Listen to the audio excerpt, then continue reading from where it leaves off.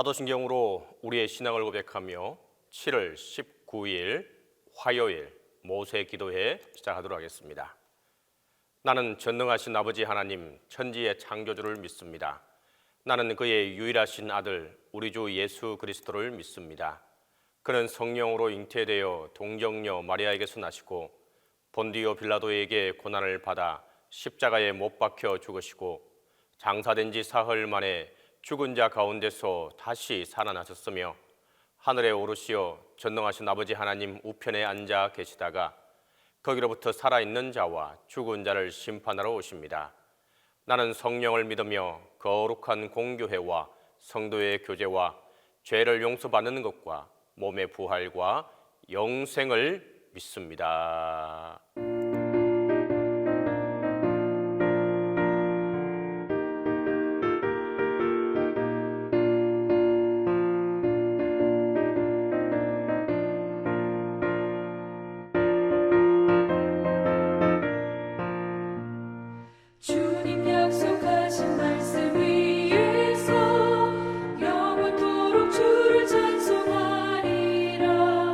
소리 높여 주께 영광 돌리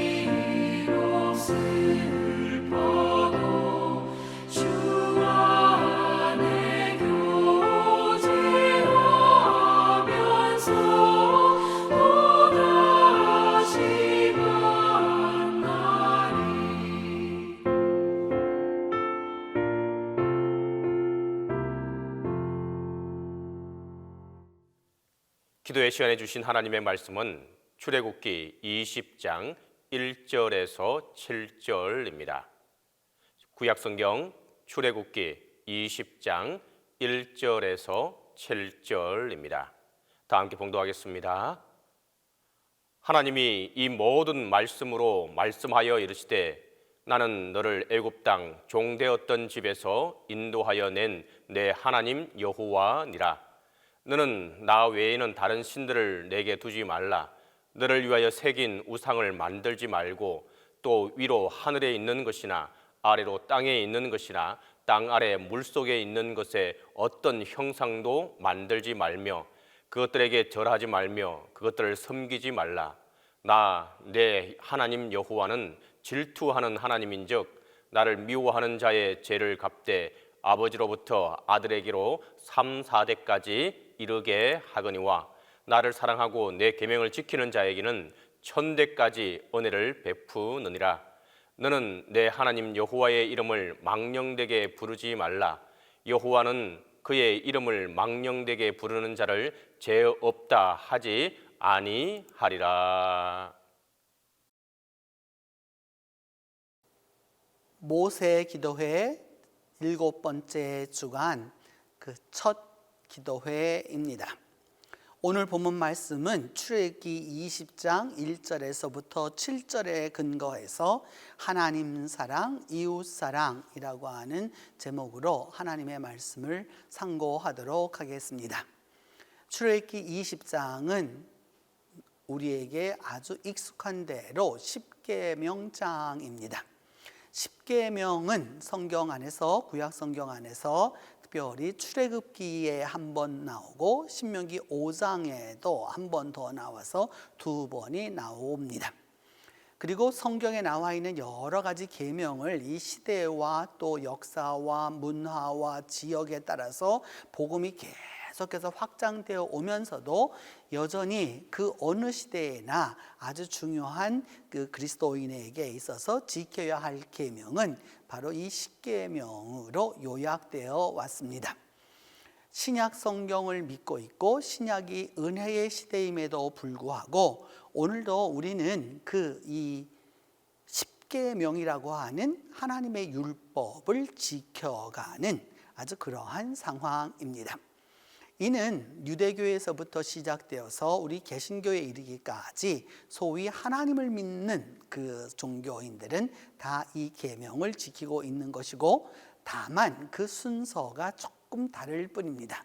그 10개의 계명으로 나누는 것은 그 성경을 보는 사람들에 따라서 그 또 교파에 따라서 약간은 다를 수 있지만 분명한 것은 하나님이 우리에게 주신 10가지 계명이라는 사실입니다. 더불어서 은혜의 시대에 왜 율법이 필요하냐라고 말할 수 있는데 여러분 은혜라고 율법이 없는 것을 은혜라고 말하지 않습니다. 은혜는 율법 가운데 있지만 율법에 매이지 않는 것이 은혜입니다. 그렇기 때문에 가장 은혜로운 사람이 어떤 사람이냐? 가장 율법적인 사람이라고 할 수 있습니다.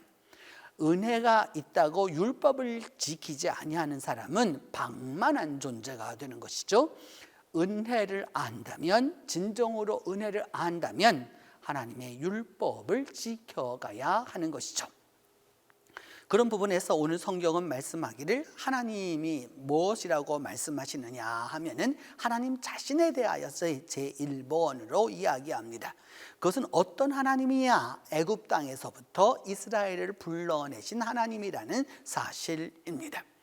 애굽 땅에 노예되어서 살고 있었던 그 이스라엘을 하나님이 불러서 이제 이 시내산까지 오게 한 바로 그러한 자유의 하나님이다라고 하는 것을 말씀하면서 나 외에 다른 신을 두지 말아라 라고 이렇게 말씀하고 있습니다.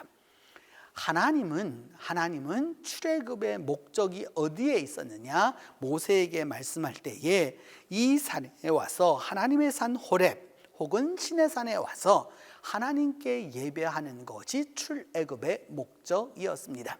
그 출애굽의 목적이 이제 이루어지는 순간이 된 것이죠. 하나님께서 모세에게 그 계명을 주시는 것입니다. 그러면서 본인 자신을 일컬어서 말씀하기를 애굽에서부터 인도하여 낸 그 자유의 하나님이다라고 말씀하면서 나 외에 다른 신을 두지 말아라라고 말씀하는 것입니다. 이 나 외에 다른 신을 두지 말라라고 하는 것을 배타주의로 해석하는 사람들이 의외로 많습니다. 그리고 또 배타주의로 공격하는 이들도 의외로 교회 바깥에서는 많습니다. 그러나 여러분, 우리가 한번 여기서 깊이 생각해 보아야 할 것이죠. 이는 배타의 문제가 아니고요. 배타의 문제가 아니고, 우리가 사랑한다면, 여러분, 온 세상 사람을 다 사랑하지만, 우리가 기독교인으로 평화주의자로 온 세상을 다 사랑하지만, 내가 참으로 사랑해야 하는 사람은 단 한 사람인 것이죠. 내 사랑을 주고 내 몸을 주고 마음을 주고 생각을 주고 함께 할 수 있는 존재는 누구냐? 바로 한 사람뿐인 것이죠. 우리 기독교가 지향하는 바는 바로 여기에 있습니다.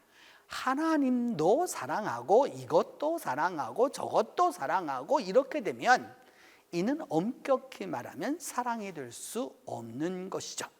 그렇기 때문에 우리 기독교가 말하는, 성경이 말하는 이 소위 나 외에 다른 신을 두지 말라라고 하는 이 말씀은 하나님과의 사랑의 관계에서만 이해될 수 있습니다.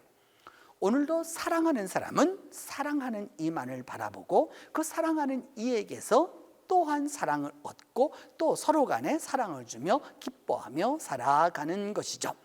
그래서 하나님은 말씀하시기를, 좀 더 구체적으로 말씀하기를 어떻게 말씀하였느냐? 이 온갖 세상에 있는 여러 가지 형상들을 만들지 말아라 라고 말씀하신 것이죠.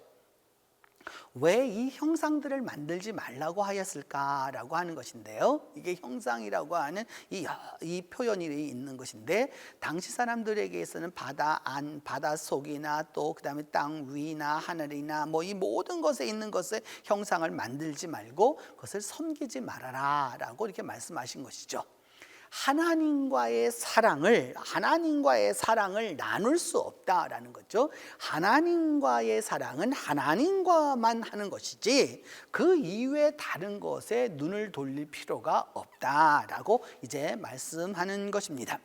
그런 부분에 있어서 하나님은 어떤 하나님이라고 말씀하셨느냐 하면 질투하는 하나님이라 이렇게 말씀하고 있는데, 그 엘카나라고 하는 단어라고 할 수 있겠죠. 카나라고 하는 게 이게 바로 질투라는 뜻인데, 질투라는 그 원의는 어떤 뜻이냐면, 여러분, 콧구멍에서 뜨거운 김이 나오다는 뜻입니다. 사람이 화가 몹시 나면은 여러분 속에서 열기가 뿜어져 나오잖아요. 바로 그것이 질투라는 단어, 카나라는 단어입니다. 하나님은 우리를 사랑하실 때 우리 모두를 다 사랑하시지만 한 사람 한 사람을 어떻게 사랑하시느냐? 그 사람과 최고의 관계를 맺으시면서 사랑하고 계시는 것이죠. 최선의 사랑과 최고의 사랑으로 함께 하고 있기 때문에 하나님 이외에 사랑하는 것을 하나님은 받아들이시지 않는 것입니다. 이것은 오늘 우리들이 살아가는 이 시대에 있어서 아주 중요한 부분이라고 할 수 있습니다. 왜냐하면 21세기에 살아가는 이 현대인들의 특징은 무엇이냐? 영성은 필요하다. 영성은 그러나 종교 생활은 하기 싫다라고 말하는 겁니다. 영성이라고 하는 신과의 교제는 필요하지만, 구체적으로 그것은 필요하지만, 그러나 종교 생활, 구체화된 이러한 교회 생활이라든지 이런 것은 필요 없다라고 생각하는 거죠. 또 더불어서 교회 생활은 하지만 나는 교회에는 나가지 않겠다라고 하는 바로 이런 부분들을 갖고 있는 것이죠. 여러분, 정말로 하나님을 사랑한다면, 정말로 하나님을 사랑하는 사람이라면 하나님의 명령에 순종해야 하는 것이죠. 그래서 하나님은 뭐라고 말씀하시느냐? 나를 미워하는 자의 죄를 갚아서 3, 4대까지 이르게 하고 나를 사랑하고 내 계명을 지키면 1000대까지 은혜를 베푼다 라고 말씀하는 거죠. 여러분, 3, 4대와 1000대가 비교가 되는 게 아니잖아요. 때때로 우리 한국 교회는 아직도 전통 종교들의 요소들이 많이 남아서 이 3, 4대까지 이르게 한다는 말은 크게 읽고 1000대 이르겠다는 말은 별반 작게 읽어가면서 예를 들어서 가정의 여러 가지의 것들을 가지고서 전통적으로 해석하는, 그래서 가게에 흐르는 저주를 끊어라든지 뭐 여러 가지 것들을 이야기하게 되는 것이죠. 하나님은 여러분 그런 분이 아니신 거죠. 질투하신다면 3, 4대까지만 하시는 거고요. 하나님을 사랑한다면 1000대까지 베푸는 그 하나님의 사랑과 하나님의 질투를 어떻게 비교할 수 있겠어요? 250대 1입니다, 여러분. 하나님은 사랑의 존재이신 것이죠. 그래서 하나님은 말씀하시기를 뭐라고 말씀하셨느냐? 내 이름을 함부로 부르지 말아라 라고 말하는 거죠. 우리는 때때로 하나님을 너무나도 가벼이 여길 때가 있습니다. 오늘 우리가 살아가는 사회는 여러분 이름을 그렇게 함부로 부르려고 하지 않잖아요. 이 이름을 함부로 부른다라고 하는 것은 그 존재 자체를 부인하는 것이기 때문입니다. 성서시대의 이름이란 곧 그 존재 자체와 같은 것이었죠. 그래서 옛적에 여러분 우리 조상들은 그러기 때문에 그 사람의 이름을 갖게 되었다라고 하는 것은 이제 성년이 되었고 그를 존중해 준다는 의미가 있게 되는 거고, 그래서 그 이름과 더불어서 그 이름을 다양한 표현으로 썼던 거죠. 호도 있었고 휘도 있었고 막 여러 가지 것들을 다 사용해서 사용해 왔던 것입니다. 오늘도 우리에게 있어서 하나님은 어떤 분이십니까? 내가 하나님의 이름을 부를 때 어떤 의미로 부릅니까? 하나님의 이름을 함부로 부르지 말라는 것이죠. 하나님의 이름을 함부로 부르지 않고 하나님을 온전히 사랑하면서 하나님만을 바라보는 그 사람에게 하나님은 어떻게 은혜를 베푸느냐? 1000대까지 끊임없는 사랑, 이 은혜 캐세들을 베풀어 주시겠다고 말씀하시는 것입니다. 여러분, 이제 오늘 하루를 시작합니다. 그리고 모세 파노라마의 7번째 주간을 시작합니다. 하나님을 보다 가까이 하고 하나님을 사랑함으로써 우리의 이웃을 사랑하는 그 은혜가 함께하기를 바랍니다. 기도하겠습니다. 첫 번째는 하나님이 하나님 되심을 올바로 깨닫게 해달라고 기도하겠습니다. 하나님은 하나님이시다 라고 하는 이 사실을 올바로 깨달을 수 있도록 우리가 기도합니다. 두 번째는 하나님을 바로 사랑하고 하나님을 바로 믿고 따르도록 위하여서 기도하겠습니다. 세 번째로 인간이 하나님이 되려고 하는 이 시대에 하나님을 하나님으로 바로 보게 해달라고 우리가 함께 기도하겠습니다. 이 세 가지 제목을 놓고 같이 기도합니다. 하나님, 시내산에서 하나님께서 이 말씀을 주셨을 때처럼 오늘도 우리가 하나님이 하나님 되심을 올바로 깨닫지 못하고 살 때가 많습니다. 하나님, 이 시간 용서하여 주시고 이제라도 하나님이 하나님 되심을 올바로 깨달을 수 있도록 도와주시옵소서. 하나님을 바로 사랑하게 하여 주시고 하나님을 바로 믿게 하여 주시고 하나님을 바로 따를 수 있도록 하나님이 도와주시옵소서. 그리함으로 말미암아 믿음 안에서 올바로 살아갈 수 있도록 주께서 도와주시고 이 시대에 하나님의 놀라운 역사를 경험할 수 있도록 하나님 도와주옵소서. 하나님, 과학과 이성과 합리와 철학의 발달로 인간이 하나님이 되려고 하는 이 시대에 하나님을 하나님으로 바로 볼 수 있도록 하나님이 은혜를 베풀어 주시옵소서. 그리함으로 말미암아 우리 모두가 믿음 안에서 올바로 살게 하여 주시고 그리함으로 말미암아 이 시대에 하나님을 믿는 하나님의 사람들로 올바로 설 수 있도록 주께서 도와주시옵소서. 하나님, 이 하루를 살아가는 동안에 오늘도 하나님이 하나님 되심을 깨닫고 하나님을 사랑하며 하나님이 되려고 하는 인간들의 이 교만한 시대에 하나님을 하나님으로 바로 보며 살아가는 우리 모두가 되도록 하나님이 함께하여 주시옵소서. 이제는 주님께서 가르쳐 준 기도로 오늘 기도회 마치도록 합니다. 하늘에 계신 우리 아버지, 아버지의 이름을 거룩하게 하시며 아버지의 나라가 오게 하시며 아버지의 뜻이 하늘에서와 같이 땅에서도 이루어지게 하소서. 오늘 우리에게 일용할 양식을 주시고 우리가 우리에게 잘못한 사람을 용서하여 준 것 같이 우리 죄를 용서하여 주시고 우리를 시험에 빠지지 않게 하시고 악에서 구하소서. 나라와 권능과 영광이 영원히 아버지의 것입니다.